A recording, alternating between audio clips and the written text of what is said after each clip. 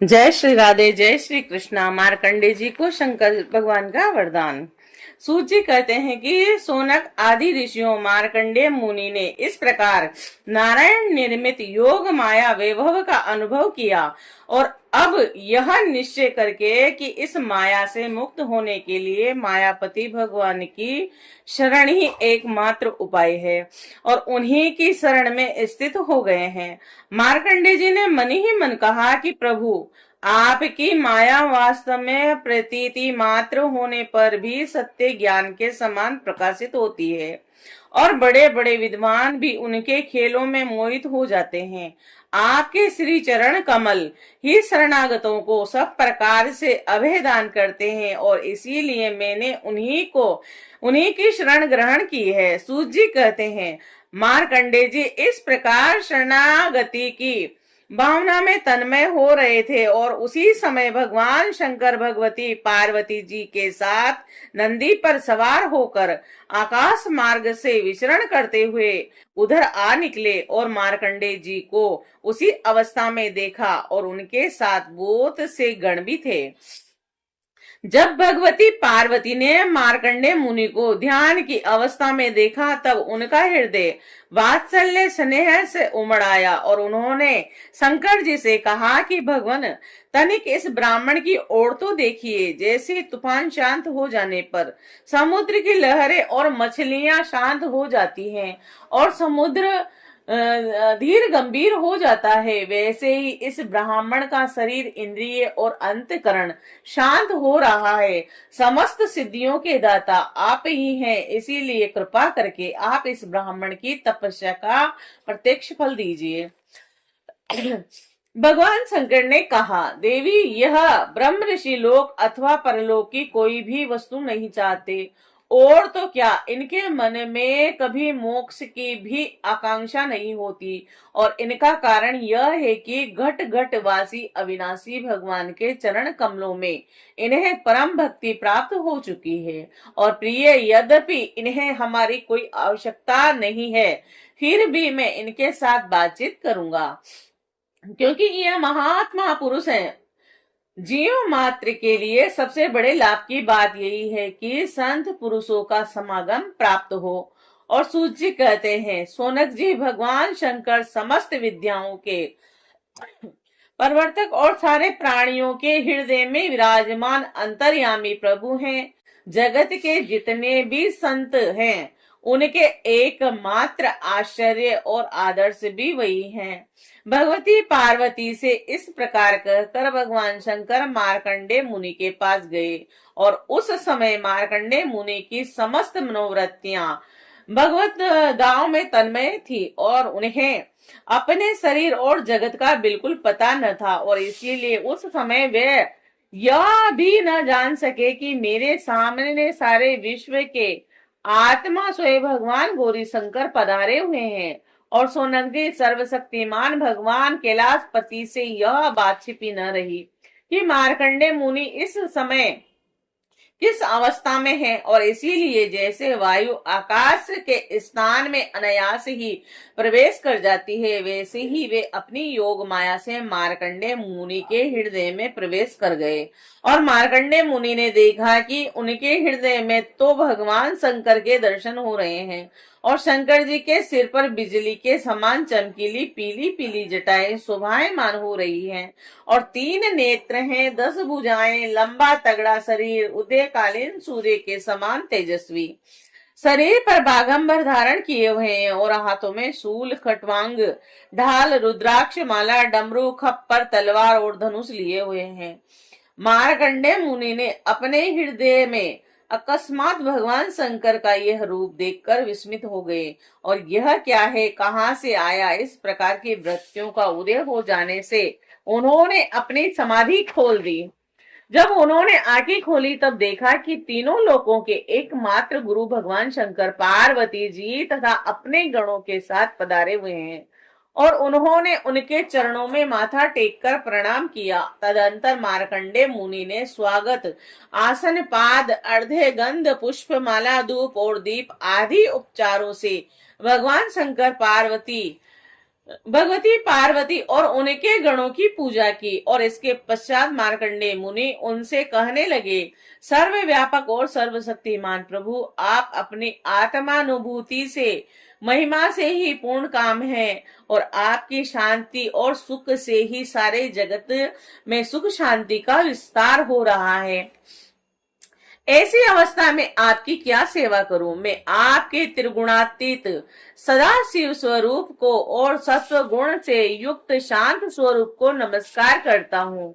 मैं आपके रजोगुण युक्त सर्व परिवर्तक स्वरूप एवं तमोगुण युक्त अघोर स्वरूप को नमस्कार करता हूँ। सूत जी कहते हैं कि सोनक जी, जब मार्कंडेय मुनि ने संतों के परम आश्रय देवाधिदेव भगवान शंकर की इस प्रकार स्तुति की, तब वे उन पर अत्यंत संतुष्ट हुए और वे प्रसन्न चित्त से हंसते हुए कहने लगे कि भगवान शंकर ने कहा, मार्कंडेय जी, ब्रह्मा विष्णु तथा मैं, हम तीनों ही वरदाताओं के स्वामी हैं, और हम लोगों का दर्शन कभी व्यर्थ नहीं जाता। हम लोगों से ही मरणशील मनुष्य भी अमृत की प्राप्ति कर लेता है, और इसीलिए तुम्हारी जो इच्छा हो वह वर मुझसे मांग लो। ब्राह्मण स्वभाव से ही परोपकारी, शांत चित्त और अनासक्त होते हैं। वे किसी के साथ भेदभाव नहीं रखते, और समदर्शी होने पर भी प्राणियों का कष्ट देखकर उनके निवारण के लिए पूरे हृदय से जुट जाते हैं। उनकी सबसे बड़ी विशेषता तो यह होती है कि वे हमारे अनन्य प्रेमी एवं भक्त होते हैं, और सारे लोक और लोकपाल ऐसे ब्राह्मणों की वंदना, पूजा और उपासना किया करते हैं। केवल वे ही क्यों, मैं भगवान ब्रह्मा तथा स्वयं साक्षात ईश्वर विष्णु भी उनकी सेवा में संलग्न रहते हैं। ऐसे शांत महापुरुष मुझ में, विष्णु भगवान में, ब्रह्मा में, अपने में और सब जीवों में अणु मात्र भी भेद नहीं देखते।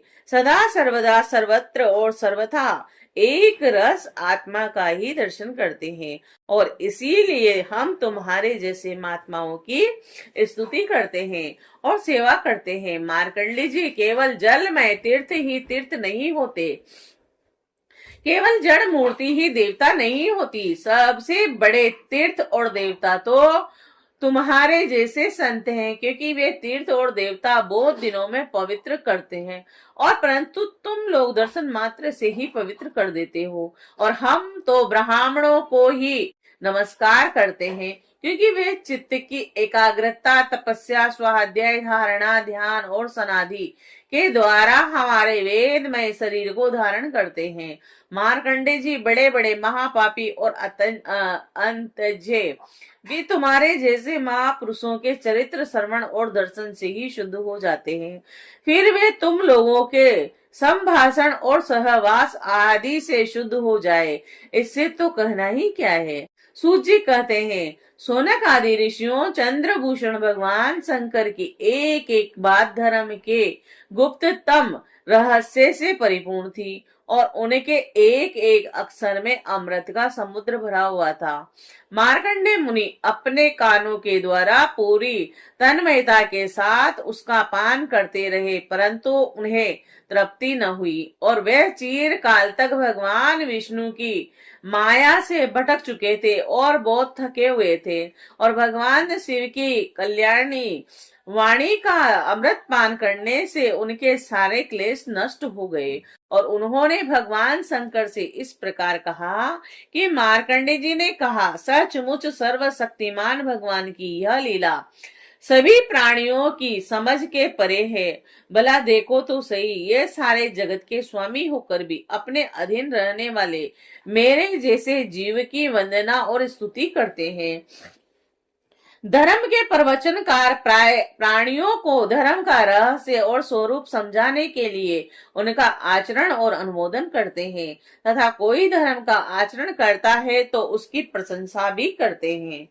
जैसे जादूगर आने को खेल दिखलाता है और उन खेलों से उनके प्रभाव में कोई अंतर नहीं पड़ता, वैसे ही आप अपनी स्वजन मोहिनी माया की वृत्तियों को स्वीकार कर कर किसी की वंदना, स्तुति आदि करते हैं, तो केवल इस काम के द्वारा आपकी महिमा में कोई त्रुटि नहीं आती, और अपने स्वपन दृष्टा के समान अपने मन से ही संपूर्ण विश्व की सृष्टि की है, और इसमें स्वयं प्रवेश करके कर्ता न होने पर भी कर्म करने वाले गुणों के द्वारा कर्ता के समान प्रतीत होते हैं। भगवान आप त्रिगुण स्वरूप होने पर भी उनके परे उनकी आत्मा के रूप में स्थित हैं। आप ही समस्त ज्ञान के मूल केवल आदित्य ब्रह्म स्वरूप है। मैं आपको नमस्कार करता हूँ। अनंत आपके श्रेष्ठ दर्शन से बढ़कर ऐसी और कोई सी वस्तु है जिसे मैं वरदान के रूप में मांग लूं। मनुष्य आपके दर्शन से ही पूर्ण काम और सत्संग संकल्प हो जाता है और आप स्वयं तो पूर्ण है ही और अपने भक्तों की भी समस्त कामनाओं को पूर्ण करने वाले हैं। और इसीलिए मैं आपका दर्शन प्राप्त कर लेने पर भी एक वर और मांगता हूँ। वह यह है कि भगवान में उनके शरणागत भक्तों में और आप में मेरी अविचल भक्ति सदा सर्वदा बनी रहे।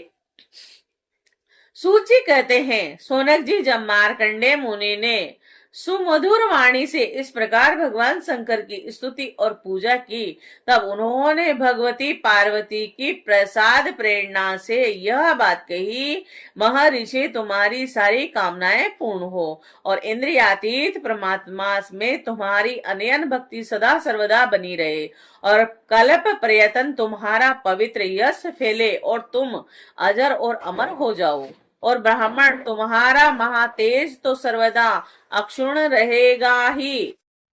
तुम्हें भूत भविष्य और वर्तमान के सम्मत विषय ज्ञानों का एक अधिष्ठान रूप ज्ञान और वैराग्य युक्त और स्वरूप परिस्थिति की प्राप्ति हो जाए। तुम्हें पुराण का आचार्य तत्व भी प्राप्त हो।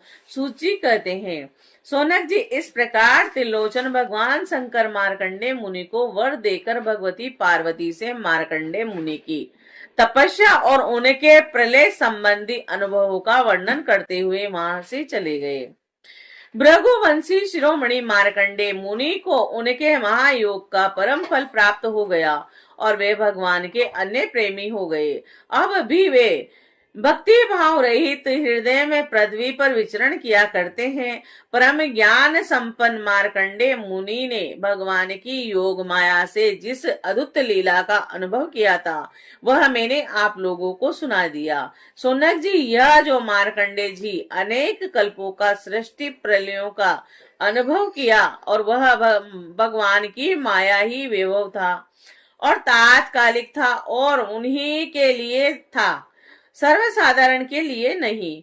कोई कोई इस माया की रचना को न जानकर अनादि काल से बार बार होने वाला सृष्टि प्रलय ही इनको भी बतलाते हैं और इसीलिए आपको यह शंका नहीं करनी चाहिए कि कल्प के हमारे पूर्वज मार्कंडेय जी आयु इतनी लंबी कैसे हो गई। भृगुवंशी शिरोमणि, मैं आपको यह जो मार्कंडेय चरित्र सुनाया है वह भगवान चक्रपाणि के प्रभाव और महिमा से भरपूर है और जो इसका श्रवण एवं कीर्तन करते हैं वे दोनों ही कर्म वासनाओं के कारण प्राप्त होने वाले आवागमन के चक्कर से सदा सर्वदा के लिए छूट जाते हैं।